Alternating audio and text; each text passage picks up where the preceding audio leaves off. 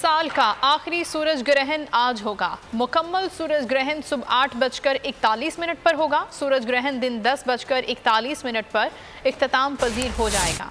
20 साल का बदतरीन सूरज ग्रहण होगा, जिससे चमकता दिन सुर्ख अंधेरे में बदल जाएगा।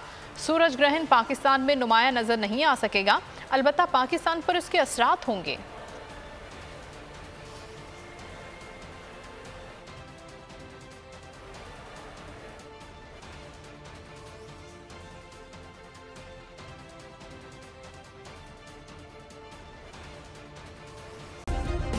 सब्सक्राइब करें और बेल दबाएं ताकि कोई खबर रह न जाए।